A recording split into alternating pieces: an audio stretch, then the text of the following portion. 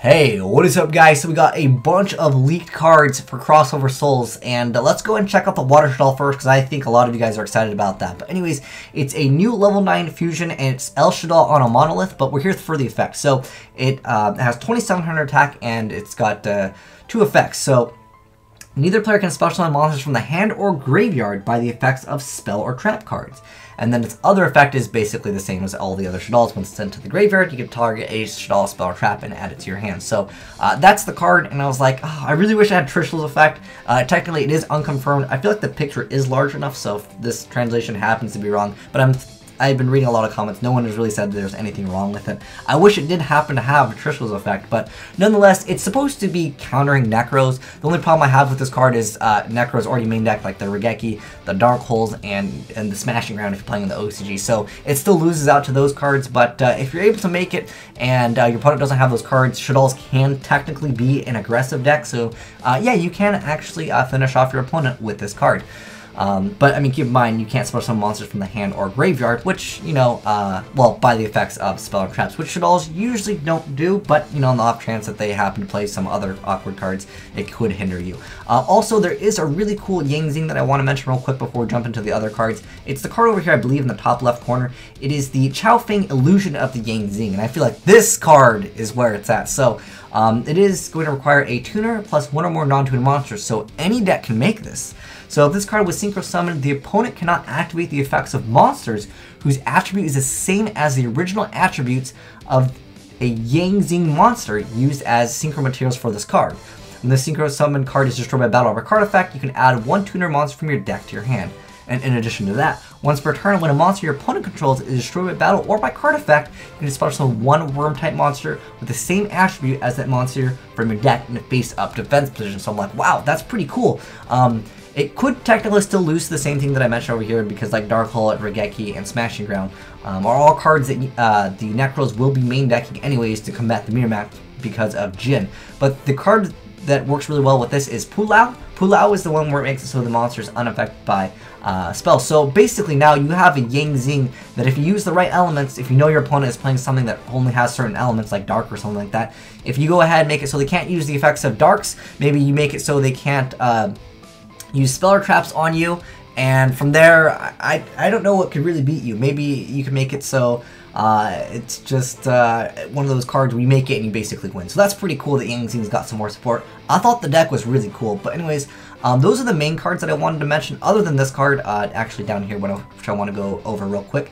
There's a lot of other cards. I like how it was perhaps the KFC Island, and then they changed the name. But anyways, I do want to mention first off that there's more cards that we won't go all into. I'm kind of giving you guys like the best of the cards at the moment of the making of this video. We'll probably talk a little bit more about the other cards, but there's more Fire King support, and I think it's pretty good. So it's a field spell that says you can use either the first or the effect of it once each turn and only once that turn. So during your main phase, you can destroy 1 monster you control or in your hand, and if you do, add another Fire King monster from your deck to your hand. Like, wow, that's an amazing effect. And then in addition to that, if you control no monsters, you can special summon 1 Fire Wing Beast type monster from your hand.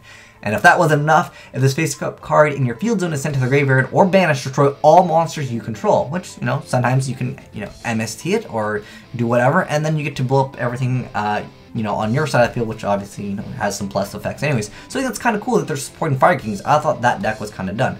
Those are the cards I felt like that were really worth mentioning that we need to talk about. But there are other cards I do kind of want to talk about briefly. So I'm kind of just more telling you guys, you know, what is actually coming out in this future set. So this is actually going to be a Spirit Beast. I actually talked about this card, and it almost runs me like an Assault mode, I guess, if you want, or like a Herald. And then this Constellar card, I believe it's that one that we already talked about, which basically is you get to free rank up.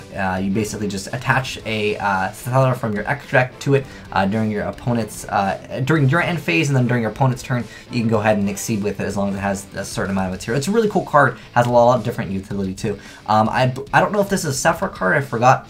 And then we have the Shaddoll. There's more fluffle support. It's pretty much irrelevant, at least this card is, unless there's some new combo that I don't know of. And there's more Raid Raptors, and then there's basically, they want to make pendulums for every single deck. There's also this like random card that I think is probably just something that they're releasing because why not? Then there's that other card we just talked about, that effect failure was actually really good. I'll put a link down below in the description box if you want to check it out. But basically this card over here is insane. It basically is, it's a hand trap that makes it so it destroys the opponent's monster. It does not negate the effect though, so keep that in mind. But I think that card's really good.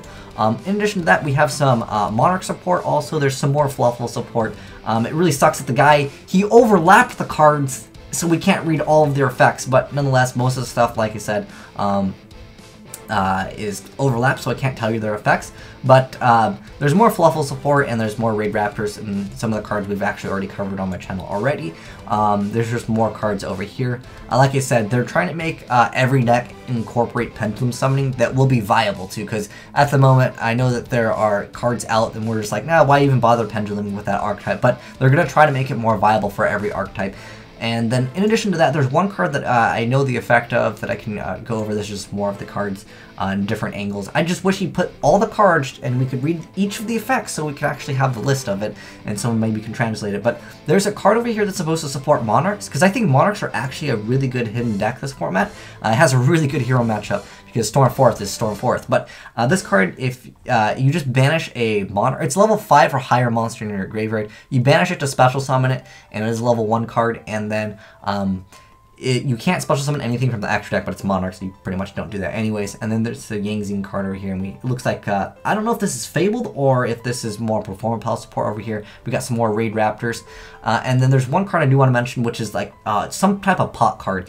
It's similar to Pot of Avarice, but not as good. It's a trap card. You put 5 cards back, and then you draw 1, apparently what's its effect. And there's another Monarch card. I don't know what this one does, though. It's again, overlapping. Good job. And, you know, there are some decent pictures here, like the ones that they have over on the other page. And this guy's watermark, like, why would you put the watermark over the cards without trying to give us the effect? You should have just put it over the normal monster, so I guess that'd be proof. And there's more of the Ritual Beast stuff over here. It's basically pendulums for the Ritual Beast. There's also more support coming out for Performer Pals. Not that I think that that deck is viable at the moment, but again, he's just kind of showing off the same cards. I wish, like I said for the 500th time, like, can you just put the cards so we can read all of the effects, please? But anyways, going back to the Shaddoll card, it can actually stop more than just Necros. I feel like when I saw this card, I'm like, oh, okay, it definitely just wants to counter Necros. But there are other decks that like to play, you know, other trap cards that, you know, get stuff from the graveyard. The deck that I can think of that is the most relevant one in the game is Call of the Haunt, and that can bring back the Satellars. So, I mean, maybe you can hurt Satellars with this, but to me, I think that Shaddoll's already have like an okay matchup. It's not like Shaddoll's lose to Satellars, but I mean, there is Diamond, and Diamond kind of just ruins a lot of stuff anyways. Diamond is just like the big middle finger to Shaddoll's anyways.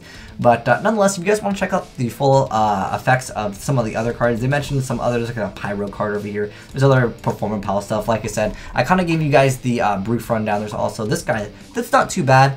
He basically, once per turn, you can't special summon monsters except for Worm-type monsters, but when it is special summon, you target a Worm-type monster in graveyard, except for same copy of itself in special summon defense position, and its effects are negated, but you're probably going to like exceed with it anyways. But nonetheless, it's an okay card. I just wanted to give you guys the other effects that I thought were really worth mentioning. There's Cyber Dragon support also, so they're supporting a lot of stuff. There's more Atlanteans. There's just one right here, so I figured they'll probably release more. He has an okay effect, though. You can send another Atlantean monster from your deck to the graveyard, but when Dragoons, which is the best card, is at 1, it kind of does, you know, hurt the deck. But like I said, if you guys want to read more about it, you can check so in the description box below, and I'll post the link to the source. But anyways, let me know, guys, what are you most excited about from just seeing some of these cards, or if you know some of these effects, feel free to enlighten us, because like I said, not everything is known as far as all of the effects, and it's kind of due to the guy covering the cards, and also maybe it's just too small, because sometimes the Japanese characters, it's too hard to read when they're too small, even if you try to blow it up in Photoshop, and I can't read any OCG. I can get my mom to read some of the Chinese, which they actually do have Chinese Yu-Gi-Oh cards. It's been so long since Chinese Yu-Gi-Oh cards were in print, but nonetheless, I'd like to know, what archetype are you most excited about playing or seeing some support for, whether it's the Performer Pals, the the Fluffles. I want that deck to be good because they keep on releasing support for it, and like there's nothing. And then for whatever reason, let's release this normal monster. It's got 2,000 attack though. It could put it in some normal pendulums or something like that. But it looks like Mermelts are getting some more support, and Monarchs are getting support. Like everything's getting support in this set, which I think is kind of cool because the previous set, I don't think we got very many decks that just worked on their own. It was kind of like an intro set, and they do sometimes do that in Yu-Gi-Oh! Where it was like an introduction to a bunch of archetypes that are basically incomplete.